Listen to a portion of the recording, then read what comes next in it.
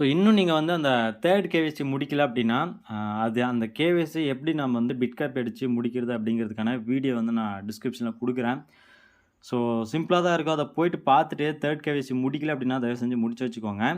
So ஏன்னா, ரீசென்ட்டா வந்த டேட்டால வந்து பார்த்தீங்க அப்டின்னா, அ ஒரு குறிப்பிட்ட ஐஸ்காயின் வந்து பார்த்தீங்கன்னா, பர்ன் பண்ண போறாங்களாம். எதுக்காக அப்டின்னா, இப்போ வந்து ஸ்டார்ட்டிங்லேயே வந்து பார்த்தீங்கன்னா, நெறைய பேர் வந்து மைன் பண்ணிட்டாங்க. பட் எந்த ஒரு கேவைசியும் முடிக்காம, அவங்க கிட்ட இருக்குது இல்லையா அந்த பேலன்ஸு. ஸோ அதெல்லாமே பர்ன் பண்ண போறாங்களாம்.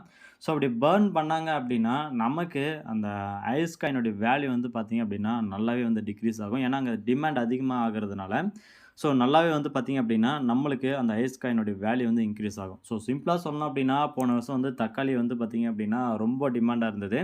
ஏன்னா நெறையா விளைச்சல் இல்லாம, மழை அந்த மாரி ஏதோ ஒரு சில பல கிளைமேட் சேஞ்சஸ்னால வந்து பார்த்தீங்கன்னா, ஒரு குறிப்பிட்ட ஒரு கம்மியான தக்காளி தான் வந்து பார்த்தீங்கன்னா, நம்மகிட்ட இருந்ததுனால, அதனுடைய பிரைஸ் வந்து பார்த்தீங்கன்னா, நெறையவே வந்து இன்க்ரீஸ் ஆச்சு. ஏன் பவுன்சர்லாம் வச்சு கூட வந்து பார்த்தீங்க அப்டின்னா, தக்காளிக்கு பாதுகாப்பா இருந்து அந்த அளவுக்கெல்லாம் வந்து பார்த்தீங்கன்னா, போன வருஷம் போச்சு. ஸோ அது ஒரு எக்ஸாம்பிளுக்காக சொல்றேன். அதுக்கு இதுக்கும் கண்டிப்பா கனெக்ட் ஆகும். ஸோ அப்ப டிமாண்ட் வந்து அந்த பர்ன் பண்றதுனால டிமாண்ட் வந்து பார்த்தீங்கன்னா, அதிகமாகும். அதே சமயம் டிமாண்ட் அதிகமாகறதுனால இதனுடைய வேல்யூ வந்து பார்த்தீங்கன்னா, இன்க்ரீஸ் ஆகும். ஸோ நீங்க 3 கேவைசி முடிக்கல அப்டின்னா, அந்த வீடியோ பார்த்துட்டு மறக்காம முடிச்சுக்கோங்க. ஸோ அது மட்டும் இல்லாம ரெஃபரல்ஸ்ல ஒரு ப்ராப்ளம் என்ன அப்டின்னா, அ ஆக்டிவா இல்லாம இருந்தாங்கன்னா, அ என்னுடையது இல்ல நீங்க யாராச்சும் ரெஃபரல்ஸ் வச்சிருந்தீங்க அப்டின்னா, உங்களுடைய ஐஸ் காயின் வந்து பார்த்தீங்கன்னா, டிக்ரீஸ் ஆகும். ஸோ இப்போ நான் போயிட்டு நம்ம ரெஃபரல்ஸ் வந்து பார்த்தீங்க அப்டின்னா, டார்ச்சர் பண்ண விரும்பல. ஏன்னா, எனக்கு அந்த பேலன்ஸ் வந்து ரெட்யூஸ் ஆனாலும் பரவாயில்ல.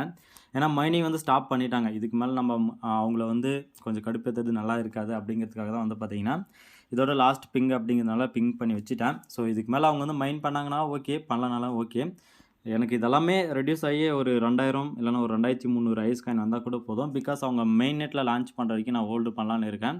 ஸோ மெயின் நெட்ல லான்ச் பண்ணதுக்கு அப்புறமா மேபி ஒரு $1லேருந்து $2 வரைக்கும் போலாம் அப்படிங்கிற மாரி அவங்க பக்கமே வந்து பார்த்தீங்க அப்படின்னா, ஜஸ்ட் ஒரு குவிஸ் மாரி அவங்களே கேட்டுட்டு திரியிறாங்க. ஸோ அதுக்காக தான் சொன்னேன். அப்புறம் அந்த 3 கேவைசி முடிச்சிட்டீங்க அப்படின்னா, இந்த பிஎன்பி ஸ்மார்ட் செயின் அட்ரஸ்ல கரெக்ட்டான இந்த மெட்டாமாஸ்க்ல ட்ரஸ்ட் வாலெட்ல இந்த ஐஸ் காயினுடைய கான்டாக்ட் அட்ரஸ போட்டுட்டு கரெக்ட்டா நீங்க வந்து அந்த ஒரு ஐஸ் காயின் அட்ரஸ் எடுத்துட்டு தான் இங்க வந்து பேஸ்ட் பண்ணணும். அப்படி பேஸ்ட் பண்ணல அப்படின்னா, உங்களுக்கான ஐஸ் காயின் வந்து கரெக்ட்டா டிஸ்ட்ரிபியூட் ஆகாது.